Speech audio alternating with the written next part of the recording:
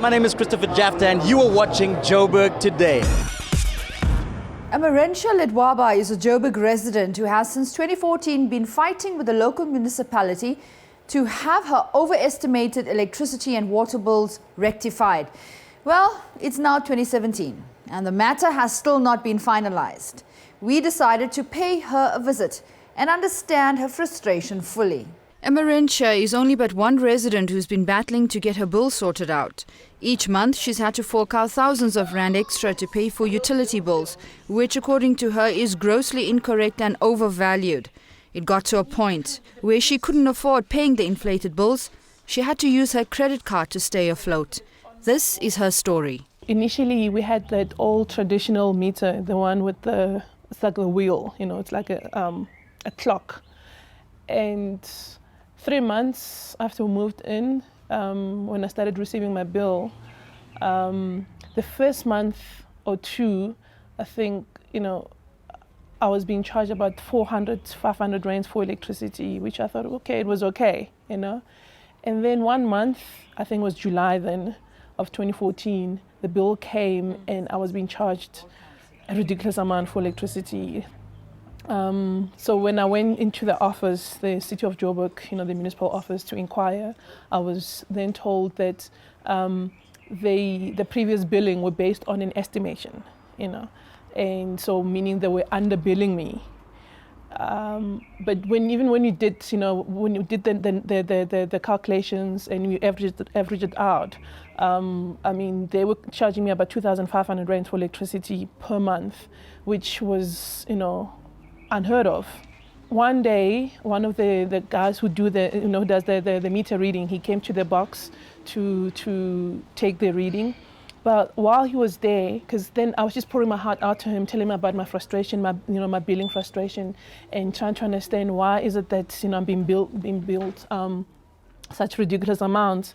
But while we were actually watching the meter, it suddenly, the wheel, because there was this, the wheel that was just turning, it moved from almost not moving to just spinning.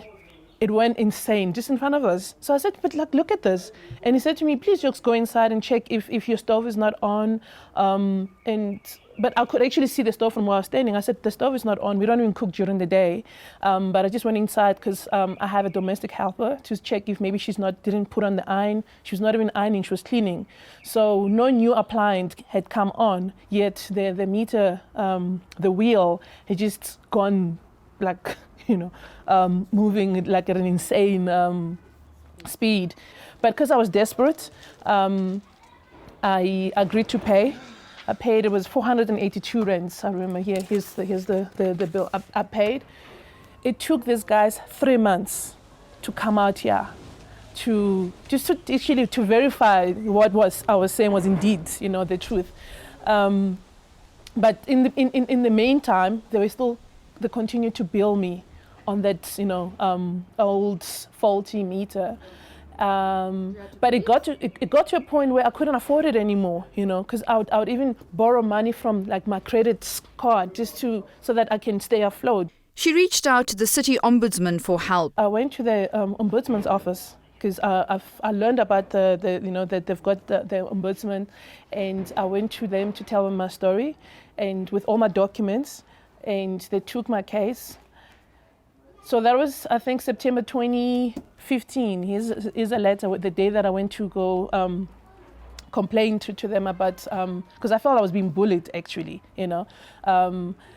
And to date, nothing has been done about it. Nothing has been resolved. The matter is sitting with the ombudsman. All they gave me was this letter to say, should they come to if they try to cut off your supply, please just show them this letter. And if they still do, call us, and then, but this is just in case. She also reached out to a local ward councillor in 2016. Last year, around April, because we're having by-elections in this area, the ward councillor came to my house, and we actually sat right here. I told her this story. I shared all these documents with her. Our ward councillor's name is Mia Snyman.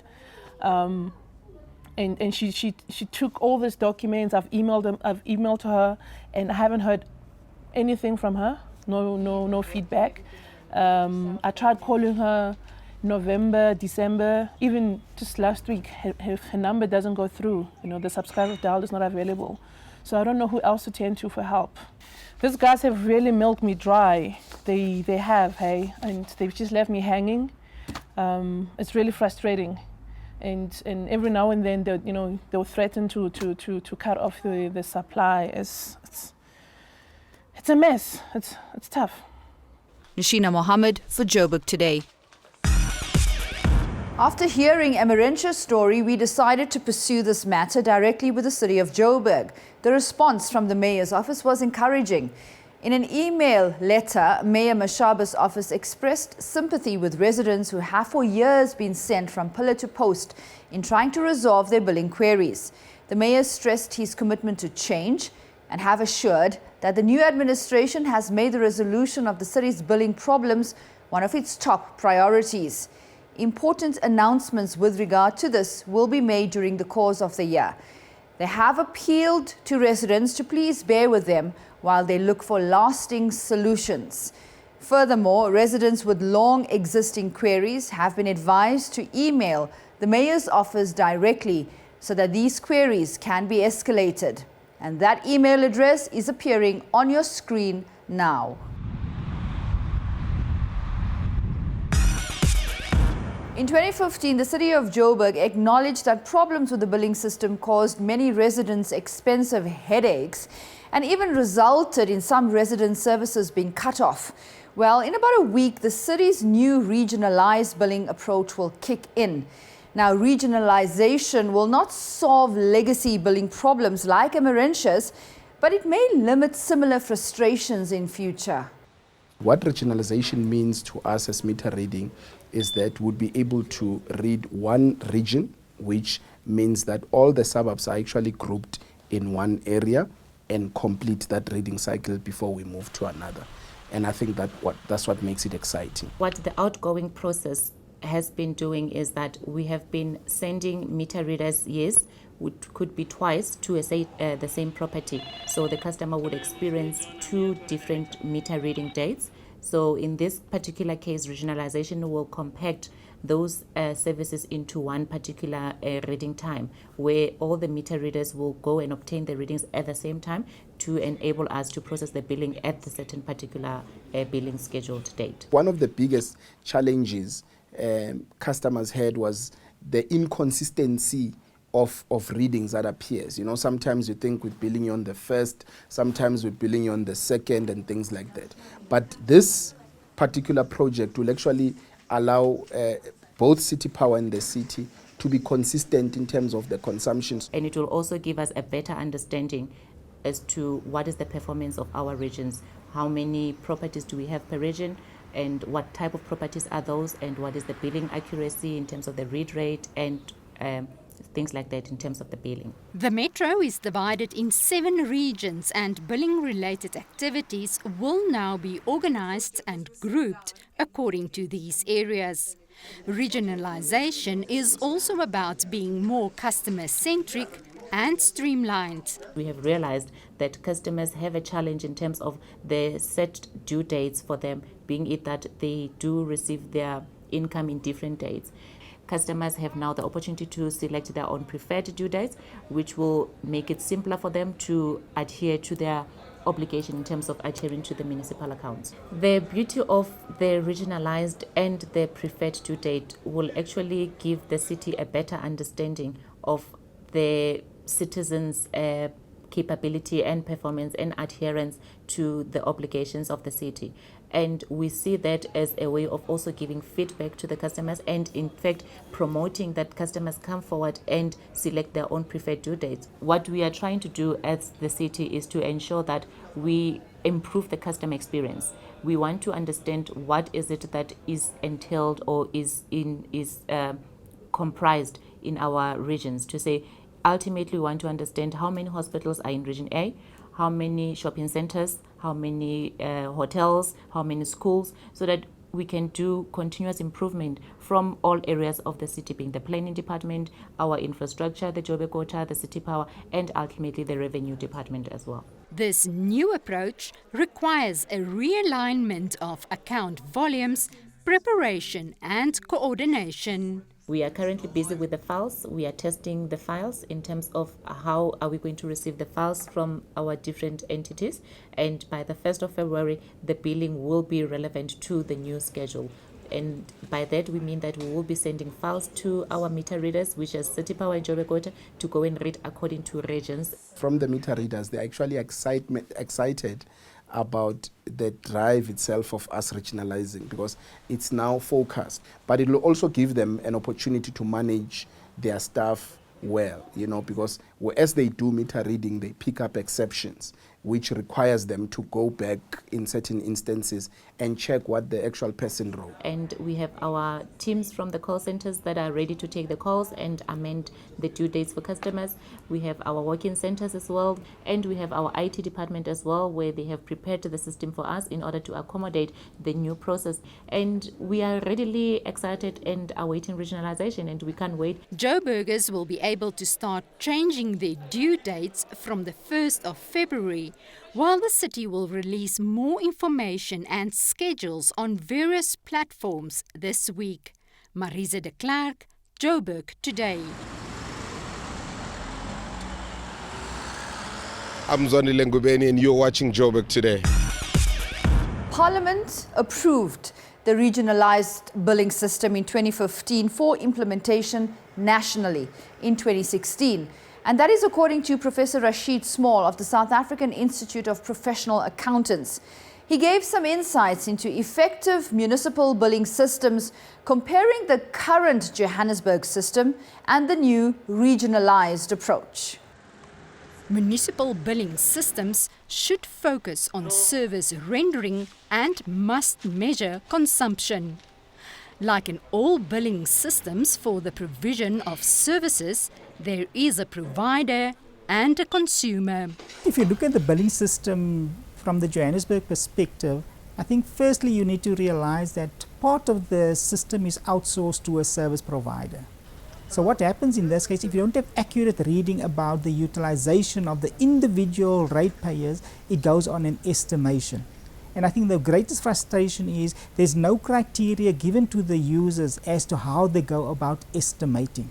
The second frustration is also that in terms of the design of the bill that you receive, it does not provide you as a user sufficient information to verify your accuracy of the utilization for which you are being charged. So an effective billing system means that you need to have an agreement between the two parties in terms of how do you come to arrive at the accurate and exact reading system. So what happens is, with security issues in the country, billing has become extremely difficult because of access to the meter reading facilities. And that is why the new billing system, for it to be effective and efficient, is to ensure that you have access to the reading information and also that the consumer know what they are paying for. Municipal billing problems are a global phenomenon, says Professor Small. The new approach will require a behavioral change from all involved. It could give consumers more control in terms of making payments. The whole billing system is now trying to focus on the consumer and providing consumer satisfaction. So what happens in this case, one is they gave the due date for payment entirely at the decision of the consumer, so they can therefore manage their funds much more effectively. The only problem is that the dates within which they give you to arrange your payment or your due date is from the 15th of the month to the end of the month. I think most consumers currently, and this is where the frustration comes in, is that they pay their bills at the beginning of the month. If implemented correctly, the regionalized billing approach could allow the municipality to stagger the calculation and issuing of bills, preventing system overload, according to Professor Small. But I think what's happening is it's also a global trend in terms of trying to force the municipalities to take responsibility as to how they manage their funds and also to meet their obligations. And I think the main reason for this comes to satisfy the consumers and preventing them from being frustrated, because once you become frustrated as a consumer, you do not pay. And if you do not pay, it means therefore that the municipality don't have funds to pay their debts. Because the onus is now being placed on the consumer also to keep track of their own meter reading. If there are excessive usage which you haven't utilized, you can therefore immediately inform the municipality. But I think also what happens with the new system, it also says that the moment you go beyond 20,000 Rand as your bill, then obviously the municipality will take action. So I think most of the frustration happens is that there's a lot of leakages in the watering system, and the consumers don't believe that it is their fault. And I think this will also now start placing accountability at the correct place. In order for regionalization to be successful, Professor Small recommends transparency and good communication. Marise de Klerk, Joburg Today.